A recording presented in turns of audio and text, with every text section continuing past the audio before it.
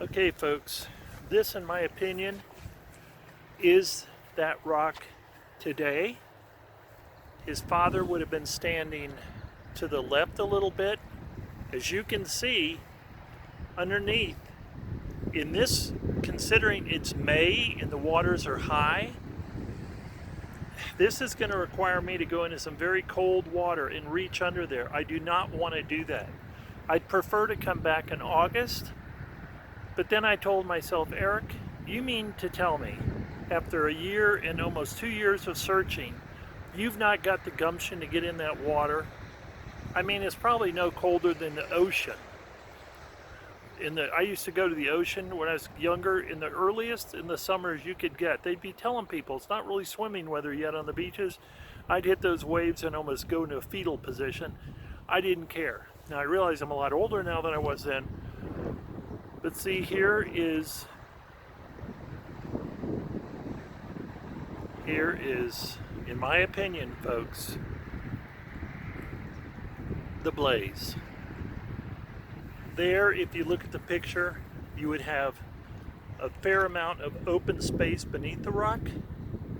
Unfortunately, for this time of year, we don't have that, so I have one very simple choice. I can come back in August.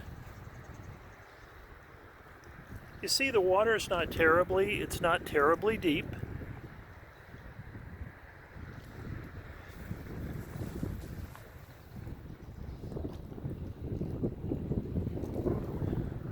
But I'm convinced that that is the rock. If you look at it next to that other picture, you see the same striations on the rock. His father was on the left, and they were facing down the river. So they were out there, he was out there. And the river was much shallower because of the summer. The river dried up a little bit, as the summer went on. And then of course right now we're here with the, probably still the end of the runoff, if not the runoff. Okay folks, that's what I'm doing. I can tell you right now, I do not look forward to this. I'm going to put on my shorts. I'm going to obviously take off my jacket. And I'm going to wait for these people to leave that are up here. Oh good, they're leaving. Well, I don't really have much excuse. I have to believe that there may be under this rock some sort of hollowed out space that Fenn was able to use to put the treasure chest in. I guess I'm going to find out in a couple of seconds, folks. This could definitely get me a case of pneumonia, but we'll just see what happens. Bye. All right, so that was me on a very blustery day out next to the rock that Forrest Fenn is propped up against. The rocks Forrest Fenn's father is propped up against. The rocks that he is standing on are underwater. They're there. The rocks that he is standing on were under the water. I'm not sure you could see it, but in the water, if you saw a straight edge, that is the rock, one of the big rock that he's standing on. He's in front of, that rock was probably a couple of feet in front of the round rock that he was standing on. So anyway, it was extremely exciting. There was no doubt about it that when I turned and I look up the river, that is exactly what you see when you look up the river. That camera actually was, and what I had to do, that camera is kind of it kind of caught a short distance, if you will. My cell phone actually was able to catch more of, or did I have on my glasses? I don't know what I had on, but cameras today would probably catch a lot more detail than you could see in the river, but you could see that way down, if you look, there's something in the what looks like water. Folks, I was at that rock. That was the rock. The horizon that you see behind him is, I finally figured out where that horizon was. to find out where this rock was, where it slants down. All of that I had to put together. It took me a couple of days. I was tromping around in some areas that were really freaking cool. I mean, totally freaking cool. I just wore my jeans one day with my fishing shoes on, and it was really cool. And it was cold, and I wasn't worried about snakes or anything. Last day I was there, that whole area that I had been in 2 days earlier was covered with buffalo. It was so cool. But anyway, getting back to this,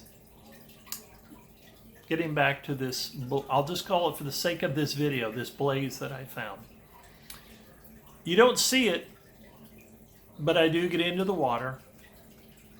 And you know, I get in the water and I'm down and the water's very high. One thought I had about this stone was, you know, if you look at the stone in the picture from, that would probably be about 1945, 1940, you look at the under it and you think, well, he could have just put it under it. Well, common sense tells you just didn't put it under it because it would be obvious, right? If he didn't bury it, it would be obvious that it would just be this little rectangle thing sitting under the stone. And, you know, people are out there fishing during the summers, during the fishing season, you know, they might see it. I thought maybe there was something up under that rock, underneath, that maybe had hollowed out to where he could have put the chest up in there somewhere. And I did feel up there, and I was not able to feel any areas that were hollowed out. So the treasure chest wasn't like up under that rock. There was a great deal of sediment, much higher than you see in the picture from 1945 or 40, whatever that picture is in the Thrill of the Chase. And I felt around in the mud, but I was in shorts, fishing sandals, and a t-shirt. And here's the point I'm trying to make.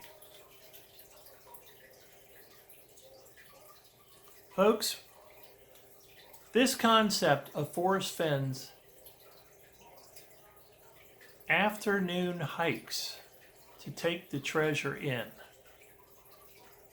it's a trick of the mind for me.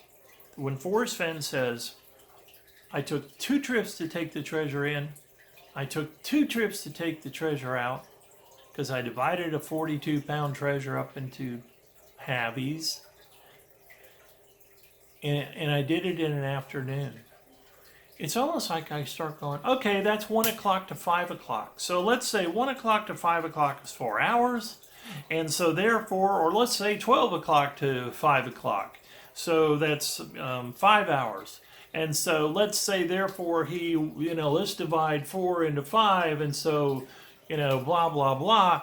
And it comes down to this many minutes he went in and then that and buried it. Folks, there's a whole different take on it I got from this. For those of you that want to find out where this rock is, go find it yourself. I'm not trying to be a jerk. I'm not misdirecting because I'm not telling you where it is in the wrong place. I'm going to say go look for it yourself. But I will say this. You're not very far from the public. You are not very far from the public. So what's my point?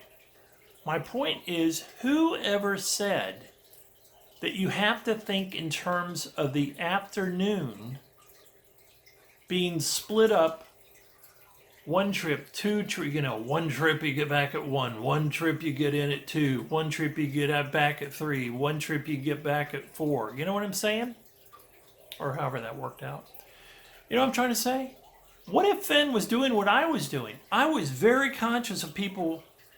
It's a cold, rainy, at times snow showers were coming down in the rain, which is always pleasant when you're outside. But I was in this area right next to the river, and there was a parking area not far from it.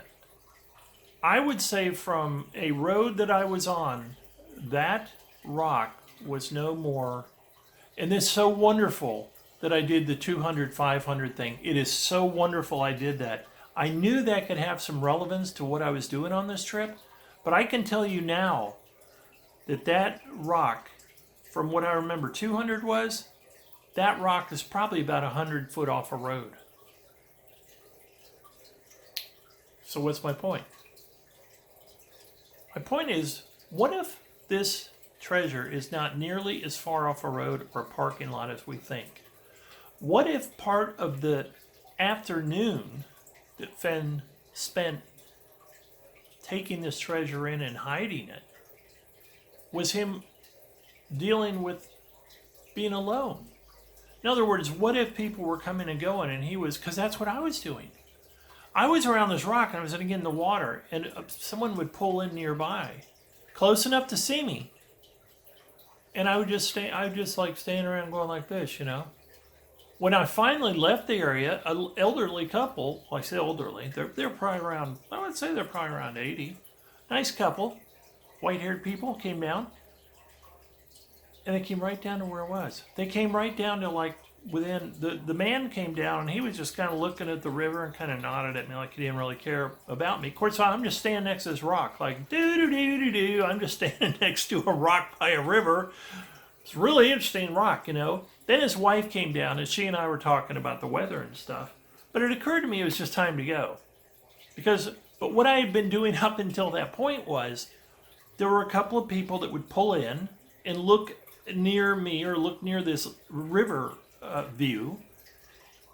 And it occurred to me I didn't want to be doing anything that looked strange. I mean, I think it's safe to say that if you saw someone literally in the water on a day like that, you'd probably be going, why is that man in the water and what is he doing? It looks like he's trying to go under this rock and stuff. What is my point? My point is very simple. What if part of what Forrest Fenn did on this day that he was there, outside of maybe having a sandwich, which eats up more time, was just trying to do things around people? It would eat up time. I'm not so sure at this point now. And the wonderful thing about this trip, for me to go out and to literally find a place that Forrest Fenn and his father had been, taught me a big lesson. When you're out in it and you're putting your hands on this real thing that you see in his book, and you know he and his father have been there, blah blah blah, and it hasn't changed much at all. By the way, you saw in the video, right? It hasn't changed much at all. Then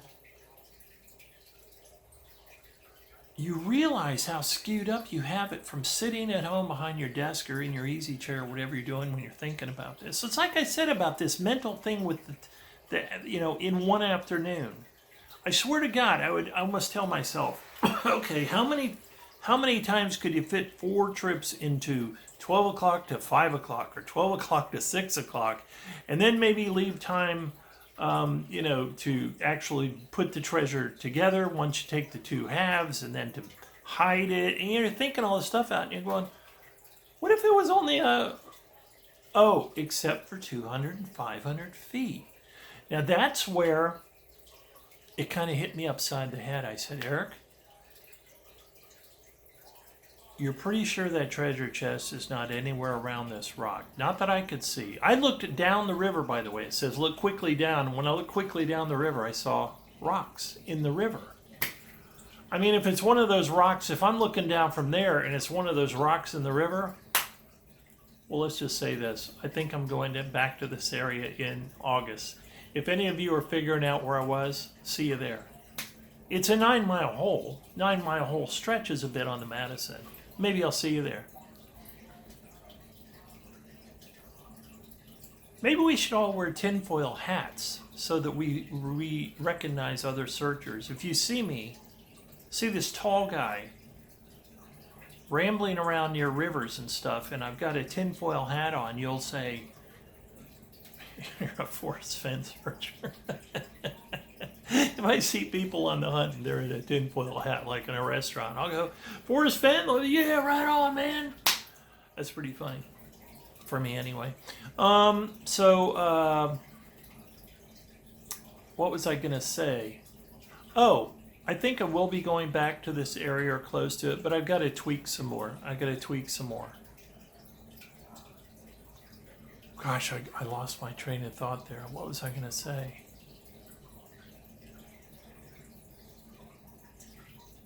It was fun. It was fun to find the rock. It really was.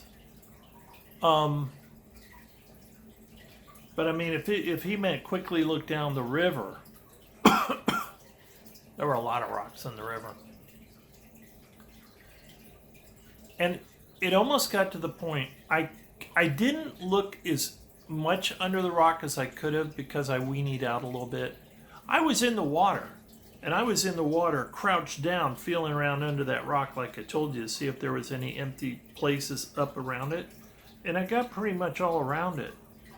The sediment was very high. It no longer looks anything like it does in that picture. The sediment is up to, you know, almost the bottom of the rock. It's up to the, like, it's very high sediment.